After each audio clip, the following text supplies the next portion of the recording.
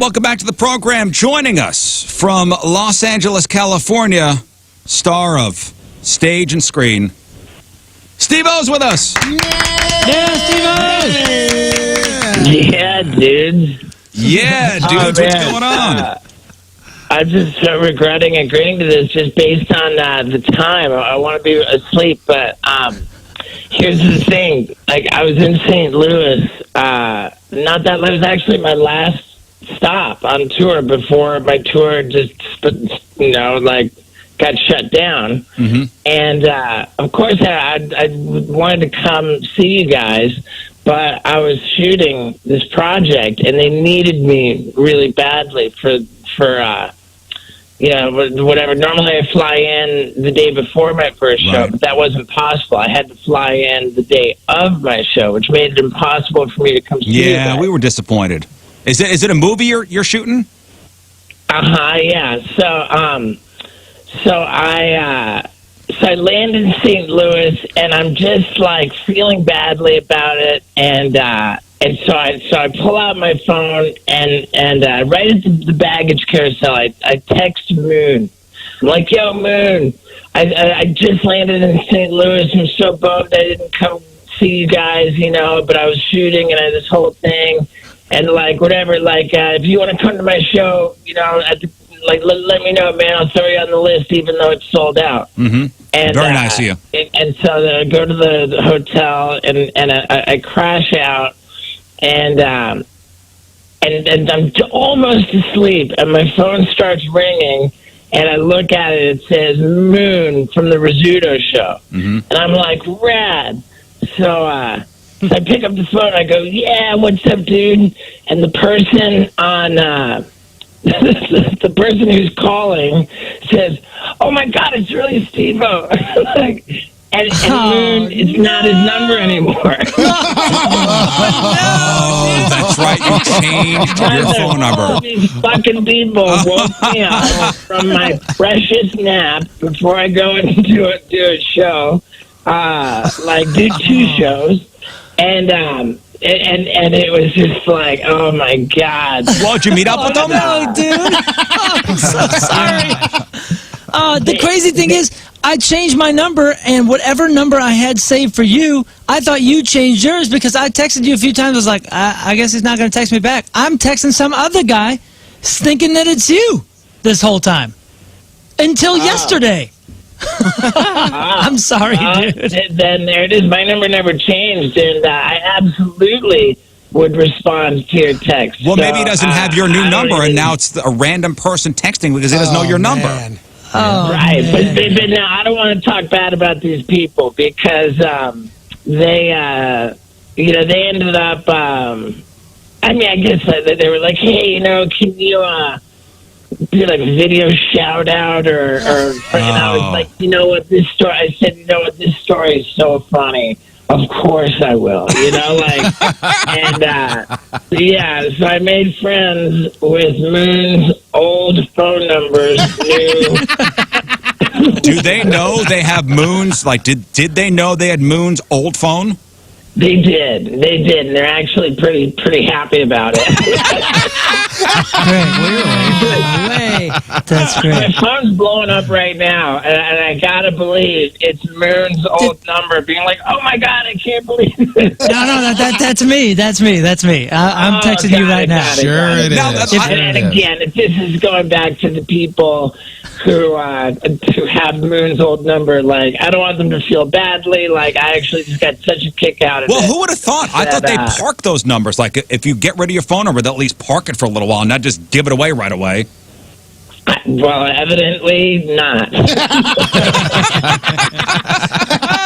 Yeah, Steve-O somehow got roped into having lunch with Moon's old phone number. Oh, man. Very nice people. I feel so sorry, man. I'm sorry. I don't, man. Moon, you're a homie.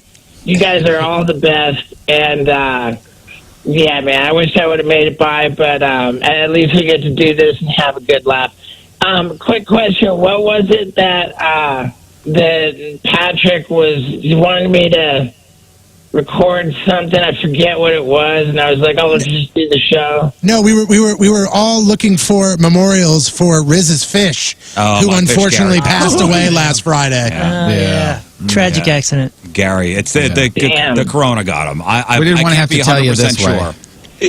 Yeah. Oh man, damn!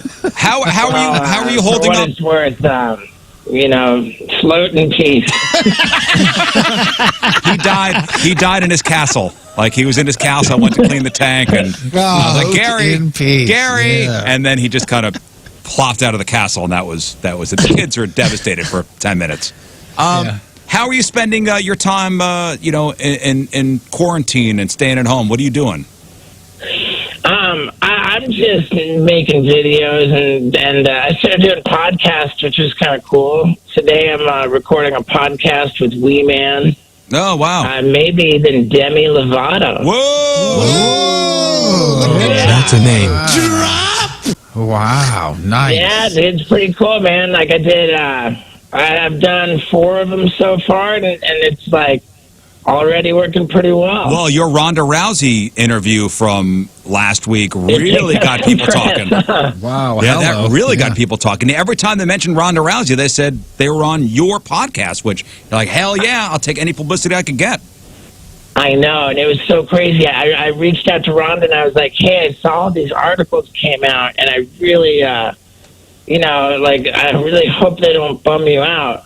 Because I would hate it if that cool podcast we did was upsetting. And she said, "Oh, are you kidding me? Like, I'm a heel, Yeah, he's the bad guy. You're a wrestling bad guy."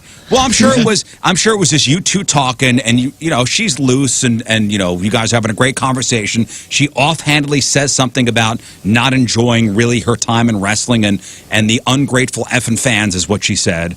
Not really realizing when that goes out, it's going to be picked up by everybody. Right. I mean, I thought that the part that would get picked up, if anything, was when I asked her, "What's it like to fight, a championship main event when you're on the rack?"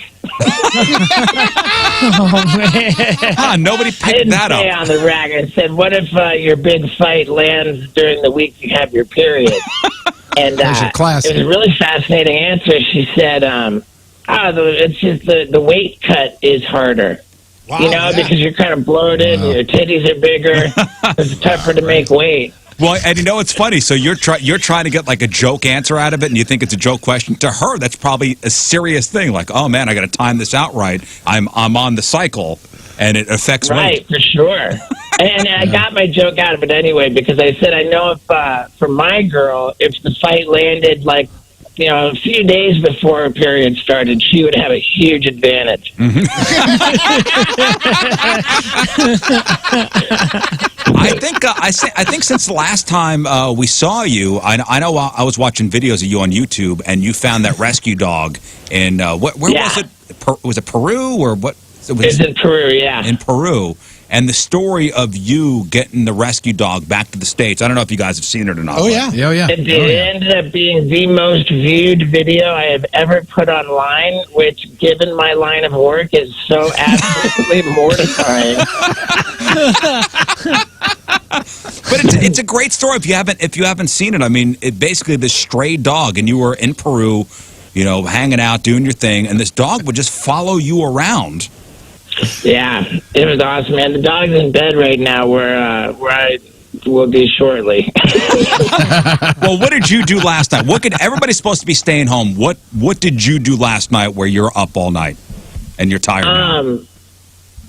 I mean, it's not that. I was up till 1 in the morning, and I don't know, I was working on a new video telling the story of all of the failed interventions, which happened before the one that worked, which is kind of just a juicy excuse to show lots of footage of me on drugs, which there's lots of. And people You love were that able to find some. Yeah, people love that stuff, and it's particularly interesting because I was on drugs I had what's called psychosis, and I was hearing voices and hallucinating people walking around who like weren't there. I was having the experience of like, you know, there's a room full of people who were never actually there. And at one point, I hallucinated an intervention, like a room full of people who were, you know, there to sit me down and have this talk. And I'm like filming it, like, oh my God. And I'm like turning the camera on the room and it's empty. You know, oh my God. And you can look back on that stuff and laugh, which is, because I guess, listen, you went through hell and you came out the other side. Footage. We're putting it all together. It's a good, juicy video. Like every week I'm putting up like one of these, you know, like one of these videos that's just an insane amount of work. And then that video drives the traffic to a podcast, which I also put up every week. So it's like double the amount of work that I ever did before. And I'm just finding the time to do it all. Well, what kind of drug would make you hallucinate an intervention? I'm just curious. What were you on? That's when I was doing cocaine for, like, you know, 2 to 3 days into a bender, and I'm, like, only inhaling nitrous oxide to the exclusion of air as much as possible. Wow. And how much during your I mean your absolute peak of drug use, how much money were you spending on cocaine, maybe like let's say a week? In a week, because you figure like once you do it for 3 days, then you're going to be like asleep for a good solid day. Mm-hmm. So I don't know. I can't picture that I would spend more than $500 a week. That seems reasonable, to be honest with you. Yeah, that seems manageable. It really does. Hey, have you ever taken a family to Six Flags? That's expensive too, and that's for a couple hours. I mean, I suppose I could have gone as much as $750 a week. That makes figuring like an 8-ball was $250. All right, well, what else? I want to let you go back to bed. What else are you working on? What are we looking forward to? Is there going to be a new tour? Can you come back to St. Louis at any point? Man, I'm working on a bunch of stuff. The tour, I just really think that touring as we know it, like, really is never going to be the same. I mean, sure, it'd be great if it was, but who knows, man? Yeah, who knows? Yeah, you think this year at some point, you know, comics are going to be out there doing their thing, and we're going to be able to go see bands, you know, playing at an amphitheater or even a concert hall? I mean, as a touring artist, of course, you know, I would love for that to be the case, but there's two components to this. Number one, is this ever going to really be over to the point where people are comfortable being packed into a small space in large numbers? Mm-hmm. And then two, once this wreaks the economic havoc, which I think is like arguably like gnarlier than the Great Depression itself, are people going to have the expendable income to go spend a night like that? Mm-hmm. You know? Yeah. And between those two components, I think that life as we know it is really, really, you know, fixing to change, and it's scary, man. It's like everything about it is just creepy as hell. So, are you scared? You know, are you scared of catching the virus? Oh, I'm not worried about that. Like, I'm a cockroach, dude. I've always been a cockroach. So, like, my concern would just be catching it and then giving it to somebody who's vulnerable. Right. And for that, you know, for that reason, I've been, like, really very serious about the whole quarantine deal. I got for my podcast and for giving tattoos, which I got into, I bought a Class B motorhome in, like, this big Sprinter van. And that's been a real help because my girl and I just get to go dip out and go crash in the woods and escape. You know, it helps with the sanity that we can roam around in that thing. But yeah, no, dude, like, this is serious stuff. And I know it's like for the listeners, just I'm sure a huge bummer to even hear that. Mm-hmm. But dude, I started like searching YouTube for. I was like, you know what? Let me just type in the words "Great Depression," and sure enough, man, like everything I saw, people are like, what we're going through right now is many times worse than the financial crash of 2008, and like probably worse than the Great Depression. And it makes sense because this is just like crippling from all angles, like. So I mean, I don't know. Like again, I hate to be a bummer, but yeah, dude. Like the gravity of all this is not lost on me. Well, And just keep pumping out stuff to make us laugh, and the podcasts and the videos and stuff like that. People are consuming things still. I mean, people still need to laugh and still, when it gets too much in our house, my wife and I'll put on Netflix and we'll put on a comedy special. Sure. Because there's no question about that. Yeah, no question whatsoever. I'm going to keep doing that. And, yeah, I mean, I'm a cockroach. So, like, one way or another, like, I'm pretty much chilling. I'm just feeling it for everybody else. And yeah, dude, I'm going to keep doing my thing. And the stuff I've been putting out is I'm really pretty pleased with it. Well, listen, we love you, and go back to sleep, and thanks for taking the time to just chat for a couple minutes. Yeah, of course, man. Yeah, I love you too, guys, and Moon, you bastard. I'm so sorry, dude. I'm sorry. I sent you a picture of my nipples. Good talking to you guys. I'm glad I made up for listening in St. Louis. All right, Steve-O, everybody. We'll talk to you soon, man. Yeah.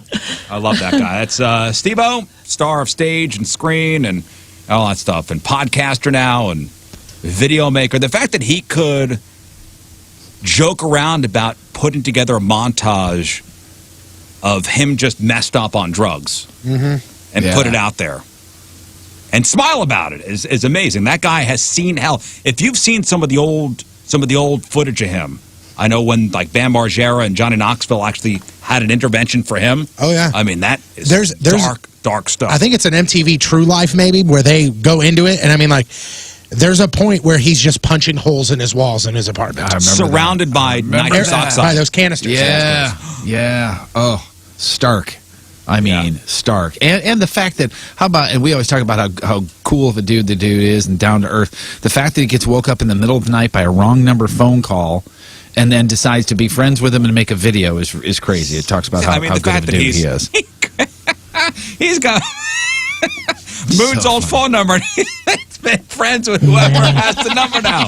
Man. It makes sense because when I had texted Moon and said, hey, man, like, Steve-O's coming on Tuesday, he was like, I tried to text him, I got nothing back. He thought he was texting you. I just kept saying, I was like, man, Steve changed his number because it went green. Because like we both had iPhones, so it was blue data messages. And I was like, man, he must have changed his number. It's green, and he hasn't responded to me in like 8 months or something like that. And I was like, he's been trying to get in touch with you. Whatever. Dude, I feel so bad. Oh, that's hilarious. Yeah, I love when he's on the show, and he's such a nice guy. And man, his teeth are just, dude, he looks he's got good the though. Best teeth.